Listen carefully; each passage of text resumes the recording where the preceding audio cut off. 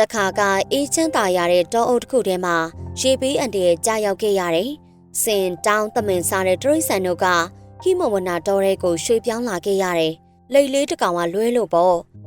။အဲ့ဒီအချိန်မှာတောကြောင်တစ်ကောင်ကအဲ့ဒီဘက်ကိုလှည့်လာရင်မိုးကိုမြင်ရင်ရှက်ရင်စားတော့နေတဲ့လှိတ်ကိုတွေ့လိုက်ရတယ်။သူကပါလို့တခြားတရိษံတွေနဲ့ထွက်မပြေးတာလဲဆိုတာကြောင့်အံ့ဩစွာမေးလိုက်တယ်။လိတ်ကြီးရေဒီမှာရေတွေတဖြည်းဖြည်းနဲ့တက်လာပြီကွာ။မင်းပါလို့တခြားကောင်တွေလို့ထွက်မပြေးတာလဲ။အဲ့လိုကြတော့လှိတ်ကဒီလိုပြန်ဖြေတယ်။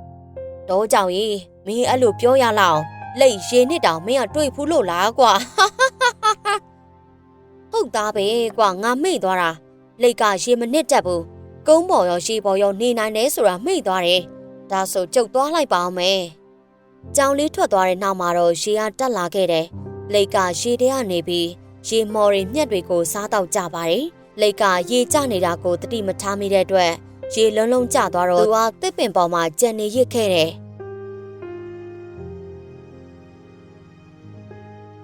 ဒုက္ခပဲငါဘလို့ဖြစ်ပြီးတစ်ပင်ပေါ်မှာလာညှိနေရတာလေဟိုးခြေလက်တွေတိုးပါတယ်ဆိုဘလို့လုပ်ပြီးတစ်ပင်ပေါ်ကနေဆင်းရတော့မှလေဒီလိုသားဆိုရင်တော့ငါသေရတော့မှာပဲခြေတို့လက်တို့နဲ့မွေးမလာသင့်ဘူးကွာရေကောင်းကောင်းခြောက်သွားတဲ့ချိန်မှာလက်ရှိနေတဲ့တစ်ပင်ရှင်းမှာမျက်တွေတော်တော်များများပေါက်လာခဲ့တယ်စင်ကြီးတွေ့ပြီးမျက်လာစားနေရပေါ့ဟေးဒီနားမှာမျက်နှုတွေအများကြီးပဲဟေ့ဒီနေ့မျက်စားရတာအရန်ကောင်းတယ်ကွာဟာဟာနောက်ဆုံးတော့ငါရဲ့အခွင့်အရေးရောက်လာပြီဟေ့သူ့ကိုလိန်ကြည့်အောင်မှပဲဘလို့ဖြစ်မလဲဆိုတာစောင့်ကြည့်အောင်မယ်ဒီတစ်ပင်ကိုလာရှုပ်နေတာဘာတူလဲဟေ့ကျွန်တော်ကဒီတော်ထဲမှာမီခိုနေထိုင်နေတဲ့ဆင်ပါခမရောလှုပ်လို့ပြီးတစ်ပင်ပေါ်တက်သွားတာလေဗျအဲ့ဒါအရေးမကြီးပါဘူးကွာငါဘာတူလဲဆိုတာမင်းသိလားဟာခမရောင်ကိုဘာတူမှမသိတာကျုပ်ကဘလို့လုပ်ပြီးသိမှာလဲဗျခမရမသိဘူးဆိုတော့လေကျုပ်ကပြောပြရတာပေါ့ဗျာကျုပ်ကဘယင်ရဲ့ကြုံယုံတော့ဘယင်ကခမရကိုဒီမှာလာဆောင်ခိုင်းထားလို့ကျုပ်လာတဲ့အကြောင်းရင်းကိုပြောပြချင်တယ်တရိษံထဲမှာဘယင်ပစ္စည်းကိုခိုးသွားတဲ့သူရှိတယ်အဲ့ဒါခမရကောင်းပေါ်ရောက်နေတာမလားကျုပ်မြင်နေနော်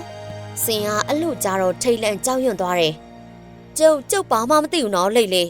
ရှိနေတာကျုပ်ရဲ့နှရွက်ပါကျုပ်မွေးကလေးကပါလာတာပါကျုပ်ပစ္စည်းပါဗျ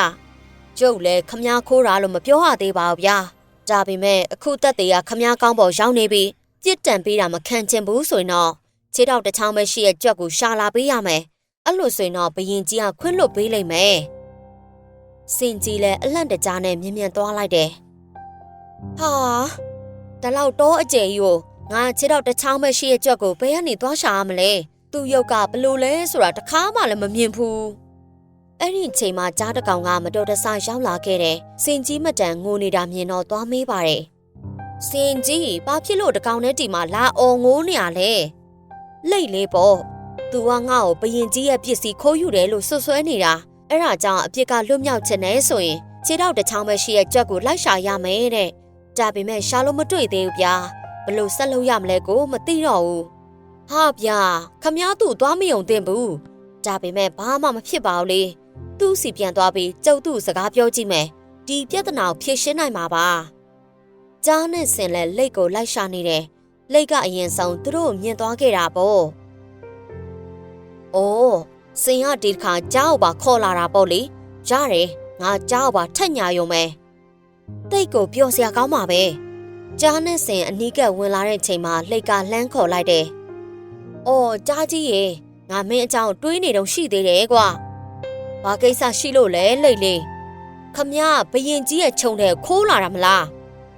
ဟာလုံးဝမဟုတ်ပါဘူးကွာဒါငါရဲ့အရေးခွန်မဲငါမွေးလာတဲ့ဒီလိုပဲကွာဒါငါရဲ့ကိုယ်ပိုင်ပစ္စည်းဒါပေမဲ့မျက်မြင်သက်သေပဲလေမြင်နေရတာပဲဘရင်ကြီးကိုခွင့်လွတ်ပေးစေချင်တယ်ဆိုရင်တော့ခြေတော့တစ်ဖက်တည်းရှိရဲ့ကြွက်ကိုသွားရှာလာပေးရမယ်အဲ့ဒီနောက်ကြားနဲ့ဆင်လဲငိုငိုယိုယိုနဲ့ကြောက်ရွံ့စွာပဲခြေတော့တစ်ဖက်ထဲနဲ့ကြွက်ကိုထွက်ရှာပါတော့တယ်အဲ့ဒီအချိန်မှာမြောက်ကတွေ့တော့သူတို့တွေပါကြုံခဲ့လဲဆိုတာကိုမေးမြန်းပြန်တယ်ကိစ္စအားလုံးကိုသိသွားတော့မြောက်ကပြန်ပြောပါတယ်ကျုပ်ထင်တော့ခမရတို့နှစ်ကောင်လုံးလိန်နာခံနေရပြီထင်တယ်ကျုပ်ကိုသူ့စီခေါ်သွားပြီကျုပ်စကားပြောကြည့်မယ်စိတ်မပူနဲ့ဒီလိုနဲ့သူတို့သုံးကောင်လုံးလဲလှိတ်ကိုသွားရှာပါတယ်အော်ဒီတစ်ခါမြောက်ကြီးပါလာတာကိုမြောက်ကိုထက်လိန်လိုက်ရုံပဲမြောက်ကြီးရေမြောက်ကြီး ရောက်လာပြီလားကွာဘယင်ကြီးအမြားကိုခိုးယူသွားတာမင်းမလားမင်းရဲ့အနောက်မှာဖွက်ထားတာဘယင်ကြီးအမြားမလားလိမ့်စရာမလိုဘူးနော်မင်းကျုပ်ကိုခြေထောက်တစ်ချောင်းနဲ့ကြွက်ကိုသွားရှာလာပေးရမယ်အဲ့ဒီနောက်မှာစင်ကြားနဲ့မြောက်တို့အားလုံးဟာခြေထောက်တစ်ဖက်နဲ့ကြွက်ကိုငိုငိုယိုယိုနဲ့လိုက်ရှာကြရပါတယ်ပန်းတိုင်မရှိရှောက်သွားနေကြတယ်အဲ့ဒီတရိတ်ဆန်ကဘယ်နားမှာရှိပြီးဘလို့လဲဆိုတာမသိဘဲနဲ့ပေါ့ခဏလောက်ဆက်လျှောက်သွားတဲ့ချိန်မှာတော့သူတို့တောင်းငန်းနဲ့သွားတွေ့ပြန်တယ်တောင်းကလည်းသူတို့ကိုဒီလိုပြန်ပြောပါတယ်နင်တို့သုံးကောင်လုံးကလက်ရက်လိန်ညာမှုခံနေရပြီဒါပေမဲ့စိတ်မပူနဲ့ငါတို့အကျိုးအကြောင်းမေးကြည့်လိုက်မယ်သူတို့လေးကောင်လုံးလိတ်စီကိုထပ်သွားကြပြန်တယ်သူတို့ဘာမှမပြောနိုင်ခင်မှာပဲလိတ်ကဒီလိုထပ်ပြောလာပြန်တယ်တောင်းငတ်ကြီးခမည်းတော်တော်ရဲတင်တာပဲဘယင်ကြီးရဲ့ရက်တောင်ခိုးယူရဲတယ်ပေါ့လေဘယင်ကြီးရဲ့ရက်တောင်ဘလောက်ရေးပါတယ်ဆိုတာခမည်းသိရလားဘယင်ကြီးသာဒီကိစ္စကိုသိသွားရင်ခမည်းဒုက္ခရောက်မှာသေချာပဲနော်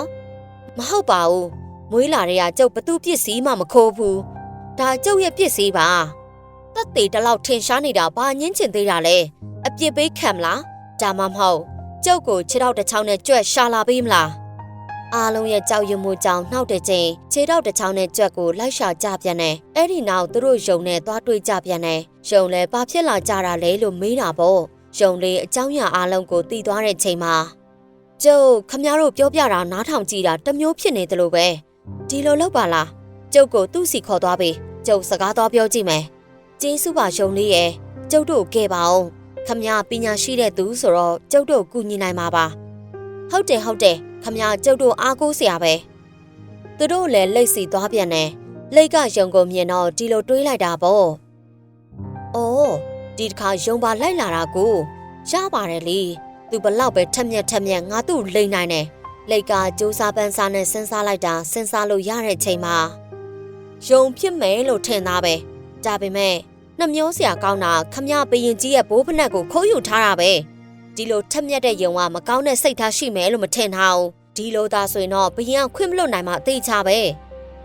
ငါကူညီဖို့လာတာလေဘာလို့ပြဿနာငါဘက်ကိုလှည့်လာလဲလိတ်လေငါနှစ်ရွက်ကမွေးရပါပဲငါလုံးဝဘယင်ရဲ့ဘိုးဖနက်ကိုခိုးလာတာမဟုတ်ဘူးခမကျုပ်ကိုအပြစ်မတင်ပါနဲ့တက်သေးကတလောက်ထင်ရှားနေတာကိုလာငင်းချင်နေသေးတယ်ဘယင်ကအပြစ်ပေးမှကျုပ်ကိုကူညီလာမတောင်းနဲ့မရဘူးဒီတစ်ခါလဲထက်မြက်တဲ့ယုံပါနေတာတော့မှတခြားအကောင်တွေလိုလိန်ညာခံလိုက်ရပါတယ်ဒါဆိုကျုပ်တို့အဖွဲ့တကယ်ပဲခြေထောက်တစ်ချောင်းနဲ့ကြွက်ကိုလိုက်ရှာရတော့မှာပေါ့နော်ဟုတ်သားပဲအဲ့ဒီကောင်ကဘယ်မှာလဲဆိုတာဘသူသိလဲကျုပ်လည်းမသိဘူးမွေးလာတဲ့ကခြေထောက်တစ်ချောင်းနဲ့ကြွက်ကိုတခါမှမမြင်ဘူးသေးဘူးယုံလေးခမရောခြေထောက်တစ်ချောင်းပဲရှိတဲ့ကြွက်ကိုတွေ့ဘူးလားသူကဘာကောင်လဲဆိုတာသိလားကျုပ်လည်းအဲ့ဒီကောင်တော့မမြင်ဘူးဗျဒါဆိုငါတို့ဘယ်လိုဆက်လုပ်ကြမလဲသစ်ပင်ပေါ်ကလက်ကကြားပြီးစကားပြောနေကြတဲ့တရိတ်ဆန်တွေကိုလှမ်းပြောလိုက်တယ်နင်တို့အားလုံးတကယ်အားတာပဲတော်တော်အားတယ်ခြေတစ်ချောင်းနဲ့ကြွက်ကိုတော့မရှာနိုင်ဘူးငါပြောပြမယ်နားထောင်ခြေတစ်ချောင်းနဲ့ကြွက်ဆိုတာမို့ပြောတာပေါ့ငါအရင်မပြောဘူးဆိုတာမင်းတို့အသိဉာဏ်သိချင်လို့ပဲကဲရှင်းပြီလားမို့ဟေးမို့အဲ့ဒီနောက်စင်ကြားယုံမြောက်တောင်းတို့ဟာသူ့ကိုမှိုတွေအများကြီးသွားရှာလာပေးတယ်လိတ်ကသူတို့ကိုစင်ကြောကုန်းပေါ်မှာတဲလုပ်ပေးခိုင်းပြီးမြောက်ကိုကြတော့သူ့ကိုတစ်ပင်ပေါ်ကယူစင်ခိုင်းကလိတ်ကစင်ကြောကုန်းပေါ်တက်နေပြီးအေးအေးဆေးဆေးမှိုရီစားနေလိုက်တယ်အဲ့ဒီနောက်လိတ်ကစင်ကိုရွာတွေထဲရှောက်ဝင်သွားခိုင်းတယ်ကြားယုံမြောက်တောင်းတို့လည်းလမ်းလျှောက်လိုက်နေကြတာပေါ့သူတို့အားလုံးဘရင်ကိုသွားတွေ့ရမယ်လို့လိန်လဲလိုက်တာပေါ့ကြာပန်းတွေပြည့်နှက်နေတဲ့ချောင်းကိုရောက်တော့လိတ်ကသူတို့ကိုထက်ညာဖို့စဉ်းစားပြန်တယ်ရက်အောင်စင်ကြီးဒီမှာရက်အားလုံးနားထောင်ကြငါနန်းတော်ထဲမှာနေတာငါနန်းတော်ပြန်ရောက်ရင်အစိခံတွေကငါစီမှာကြာပန်းတွေလာယူကြမှာအဲ့ဒါကြောင့်မြောက်လေးရေငါ့ကိုစင်ပေါ်ကနေချပေးပါအောင်မြောက်ကလည်းလက်ရက်အမိန်တိုင်းပဲစင်ရဲ့ကြောပေါ်ကနေချပေးလိုက်တယ်လိတ်ကရေထဲကိုဆင်းပြီးပုံးနေလိုက်တယ်သူတို့အားလုံးကလိတ်ကိုစောင့်နေကြပေမဲ့လိတ်ကတော့ရေပေါ်တက်မလာတော့ပါဘူးအဲ့ဒီအချိန်မှသူတို့အားလုံးဟာအချိန်ပြေလက်ရက်လိန်စားတာခံနေရတယ်ဆိုတာကိုသိသွားကြတာပေါ့လက်စားတတ်တော့ငါတို့ကလိတ်လိန်တာခံနေရတာကိုငါတို့ဘယ်လိုလုပ်ရင်ကောင်းမလဲ။ तू ကရေထဲမှာနေနေတာလေဘလို့မှလှုပ်လို့မရတော့ဘူး။ဟုတ်သားပဲငါတို့ဘလို့လုပ်ပြီး तू လှည့်စားတာခံနေရရလဲ။ဒီလိုကိစ္စကြောင့်လူတွေမှလည်းတချို့ကလိတ်လို့ထက်မြက်တယ်လို့ပြောကြတာပါ။လိတ်လို့လိန်လေလက်ဖျားပြီးအန်ဒီရရှိရင်အခွန်ထဲဝင်အောင်ကအန်ဒီရကင်းမှထွက်လာတဲ့အကောင်တွေပါ ဟုတ်ကဲ့ပါရှင်2026နှစ်သစ်မှစပြီးတော့မမလေးတီခင်တို့ရဲ့ channel ကိုကြည့်ရှုအားပေးနေတဲ့ပရိသတ်တွေအားလုံးပဲစိတ်ဤချမ်းသာခြင်းကိုယ်ဤကျန်းမာခြင်းနဲ့ပြည့်စုံပြီးတော့ပြည့်စုံကြွယ်ဝလူတာရကြပါစေစိတ်ကူးစိတ်တန်အသက်တွေကိုလည်းအကောင့်ထဲဖော်ဖြစ်ပါစေနော်အားလုံးကျေးဇူးတင်ပါတယ်နောက်ဗီဒီယိုမှာပြန်တွေ့ကြမယ်နော်